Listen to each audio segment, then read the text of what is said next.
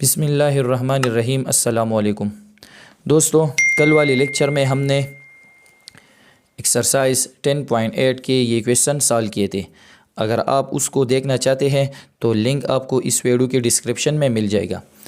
इंशाअल्लाह आज की इस लेक्चर में हम ये टॉपिक स्टार्ट करेंगे जो कि पेज नंबर 262 पर मौजूद है। ये टॉपिक रिलेटेड है एक्सरसाइज 10.9 से। तो सबसे पहले टॉपिक को समझ लेना भी बहुत ज़रूरी होता है, जिससे आपका कंसेप्ट जो है वो क्लियर हो जाता है। ठीक है, तो टॉपिक को समझ लेना है, वीडियो को स्किप नहीं करना है और इसको लाइक भी कर देना है और दोस्तों के साथ भी शेयर कर देना है। ठीक है, तो यहाँ पर हमारे पास टॉपिक ये है कॉन्ग्रुएंट एंड सिमिलर फिगर। इसको हम समझेंगे कि कॉन्ग्रुएंट फिगर कौन से होते हैं और सिमिलर फिगर कौन से होते हैं और इसमें डिफरेंस क्या होता है। ठीक है, तो सबसे पहले यहाँ पर टॉपिक लिया गया है कॉन्ग्रुएंट फिगर। ठीक है, तो यहाँ पर इसको डिटेल में समझाया गया है। तो यहाँ पर मैं आपको समझाता हूँ कि इसका मतलब क्या है। ठीक है, तो यहाँ पर कॉन्ग्रुएंट फिगर का डिफिनीशन लिखा गया है, इसको यहाँ से समझ लें। डिफिनीशन है द ऑब्जेक्ट और figure that have the same shape and size are called congruent object. वो ऑब्जेक्ट या वो फिगर जिसकी सेम शेप एंड साइज हो, ठीक है, वो हमारे पास कौन सी फिगर होते हैं? Congruent figure. मतलब ये है वो फिगर जिसके शेप जो इसका जो शक्ल है वो और इसका जो साइज़ है, अगर दोनों सेम हो तो वो ऑब्जेक्ट हमारे पास कौन से ऑब्जेक्ट होंगे? उसको हम कहेंगे कि ये कॉन्ग्रुएंट ऑब्जेक्ट है। तो यहाँ पर एग्जांपल लिया गया है। ये हमारे पास एक अलमारी है, इसमें आप देख सकते हैं दो दरवाजे हैं। तो दोनों दरवाज़ों का जो शेप है, इसका जो शक्ल है वो भी सेम है और साथ में इसका जो साइज़ है, इसका साइज़ और इसका साइज़, दोनों का साइज़ भी सेम है। तो ये हमारे पास जो है ये कॉन्ग्रुएंट फिगर है। फिर यहाँ पर है दो स्पून है। ठीक है, तो दोनों स्पून का शक्ल सेम है और साथ में इसका साइज़ भी सेम है। तो ये भी हमारे पास क्या है? ये भी हमारे पास कॉन्ग्रुएंट फिगर है। तो कॉन्ग्रुएंट के लिए दो फिगर जब कॉन्ग्रुएंट होते हैं तो इसके लिए हम एक सिंबल यूज़ करते हैं। ये आपको जो है इसको नोट कर लेना है, ये सिंबल। ठीक है, यहाँ पर इस तरह हम इक्वल लगेंगे और इसके ऊपर ये निशान लगेंगे। ठीक है, तो ये जो हमने ये सिंबल लगाया तो ये यूज़ होता है कॉन्ग्रुएंट के लिए, यहाँ पर ये लिखा गया है। ठीक है, जब हमारे पास दो नंबर सेम होते हैं तो इसके लिए हम सिर्फ इक्वल लगाते हैं। फॉर एग्जांपल मैं लिख देता हूँ कि 10 इक्वल टू 10। 10 और 10 दोनों नंबर है, दोनों बराबर है। तो नंबर जब इक्वल होते हैं तो इसके लिए हम ये इक्वल लगाते हैं। लेकिन जब दो फिगर या दो ऑब्जेक्ट सेम होते हैं, ठीक है, इसका जो साइज़ और शेप दोनों सेम होते हैं, तो इसके लिए हम फिर ये सिंबल यूज़ करते हैं जिसका मतलब होता है कॉन्ग्रुएंट। ठीक है, तो यही इसका डिफिनीशन है कि कॉन्ग्रुएंट फिगर वो फिगर्स होते हैं जिसके शेप एंड साइज़ दोनों सेम होते हैं। ठीक है, फिर यहाँ पर है ये हमारे पास यहाँ पर एक एग्ज़ाम्पल लिया गया है, तो इसको आप समझ लें। एग्ज़ाम्पल में आप देख सकते हैं कि यहाँ पर हमारे पास ये फिगर है, ये रेक्टेंगल है और ये रेक्टेंगल, दोनों जो है दोनों कॉन्ग्रुएंट है। क्यों कॉन्ग्रुएंट है? क्योंकि इसमें जो है दोनों का जो साइज़ है वो भी सेम है और दोनों का शेप जो है वो भी सेम है। ठीक है, तो जब दो ऑब्जेक्ट सेम होते हैं तो इसमें ये कंडीशन ज़रूर होता है। कौन सा कंडीशन? कि इसके जो करिस्पॉन्डिंग साइड होते हैं वो हमारे पास सेम होते हैं और करिस्पॉन्डिंग एंगल जो है वो भी हमारे पास सेम होते हैं। तो करिस्पॉन्डिंग साइड और करिस्पॉन्डिंग एंगल का मतलब क्या है? यहाँ पर करिस्पॉन्डिंग साइड और एंगल का डिफिनीशन गिवन है कि the matching side are called corresponding side and the matching angles are called corresponding angle. Matching side मतलब वो साइड जो दोनों फिगर में एक दूसरे के साथ मैच करते हैं, जो दो साइड जो सेम पोजीशन पर होते हैं, ठीक है, तो वो हमारे पास करिस्पॉन्डिंग साइड होते हैं। और वो एंगल जो मैच करते हैं एक फिगर में और दूसरी फिगर में, जो दो एंगल मैचिंग करते हैं, तो वो हमारे पास कौन से एंगल होते हैं? Corresponding angle. यहाँ पर हम देख सकते हैं ये हमारे पास एंगल M है। ठीक है, और इसका जो करिस्पॉन्डिंग एंगल इसी फिगर में है वो कौन सा एंगल है? एंगल S, क्योंकि दोनों मैचिंग करते हैं। साथ में एंगल L और एंगल R मैचिंग करते हैं, ये करिस्पॉन्डिंग एंगल है। Angle J angle P corresponding angle है और एंगल K एंगल Q जो है ये भी हमारे पास करिस्पॉन्डिंग एंगल है। तो जो कॉन्ग्रुएंट फिगर होते हैं इसमें करिस्पॉन्डिंग एंगल्स और करिस्पॉन्डिंग साइड जो है वो सेम होते हैं, वो लेंथ में इक्वल होते हैं। ठीक है, यहाँ पर हमारे पास ये जो ML साइड है इसका मैचिंग साइड यहाँ पर SR है, तो ये दोनों लेंथ में सेम है। MJ साइड इसका करिस्पॉन्डिंग साइड यहाँ पर है SP, तो ये लेंथ में सेम है। जे के पी क्यू ये दोनों लेंथ में सेम है, और साथ में जो के एल है इसका करस्पॉन्डिंग साइड क्या है क्यू आर, तो ये लेंथ में क्या है सेम है। ठीक है, तो यहाँ पर है कि ये जो है ये figure they have the same shape and size, इसका जो शेप है वो सेम है और साइज़ भी सेम है।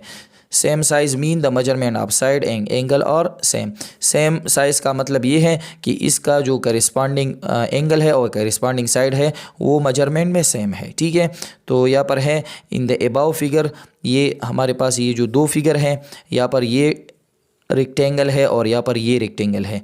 जे के एल एम यहाँ पर ये सिंबल यूज़ हुआ है, जो कि हमने यहाँ पर कहा है कि इसको हम कांग्रुएंट के लिए यूज़ करते हैं। J K L M is congruent to P Q R S, कि ये दोनों क्या है, ये दोनों कांग्रुएंट है। और यहाँ पर इसको एक्सप्लेन किया गया है कि इसमें करस्पॉन्डिंग एंगल और करस्पॉन्डिंग साइड जो है ये इक्वल है। फिर यहाँ पर है कि ये हमारे पास यहाँ पर भी एग्जाम्पल गिवन है कि ये भी हमारे पास जो है कांग्रुएंट फिगर है। क्यों कांग्रुएंट है, ये यहाँ पर है two line segment of equal length और कांग्रुएंट। जब हमारे पास दो लाइन सेगमेंट लेंथ में अगर इक्वल हो तो दोनों कांग्रुएंट होंगे। ठीक है, फिर यहाँ पर है two circle having equal radius और equal circumference are also congruent. दो सर्कल जिसके सेम रेडियस हो या सेम जो है सरकमफेरेंस हो तो वो भी हमारे पास क्या होंगे, कांग्रुएंट सर्कल होंगे। यहाँ पर ये कांग्रुएंट है क्योंकि दोनों का रेडियस क्या है, सेम है। फिर है two angle are congruent if they have the same measurement. दो एंगल हमारे पास कांग्रुएंट होंगे जब इसका सेम मेजरमेंट होगा। ठीक है, तो ये हमारे पास है कांग्रुएंट फिगर। अब इसके बाद है सिमिलर फिगर। तो सिमिलर फिगर का क्या मतलब है, सिमिलर फिगर वो फिगर्स होते हैं जिसका जो शेप है वो तो सेम होते हैं लेकिन साइज़ इसका डिफरेंट होता है। ठीक है, यहाँ पर हम देख सकते हैं ये फिगर जो है इसका जो शेप है, दोनों का शेप जो है एक जैसे दोनों दिखाई देते हैं लेकिन इसका जो साइज़ है वो डिफरेंट है। तो ये हमारे पास कौन सी फिगर है, ये हमारे पास होते हैं similar figure.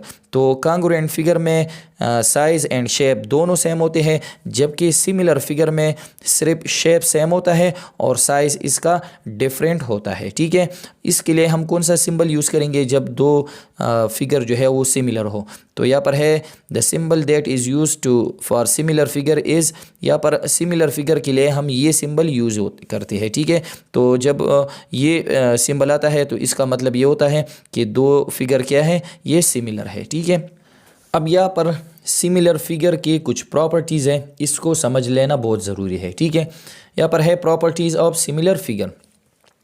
Two figure are similar, दो फिगर जो है वो सिमिलर होंगे अगर इसमें ये दो पॉइंट्स मौजूद हो। पहला पॉइंट इसमें ये है दियर करस्पॉन्डिंग एंगल आर इक्वल, इसके जो करस्पॉन्डिंग एंगल होंगे मतलब मैचिंग एंगल जो है वो मेजरमेंट में इक्वल होंगे। यहाँ पर हम देख सकते हैं ये दो फिगर हैं तो ये सिमिलर है।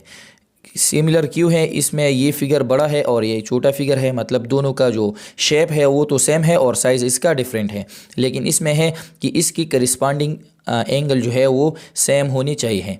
तो यहाँ पर हमारे पास ये जो एंगल डी है इसका मैचिंग एंगल या हम कह सकते हैं इसका करस्पॉन्डिंग एंगल यहाँ पर क्या है, एंगल ओ है।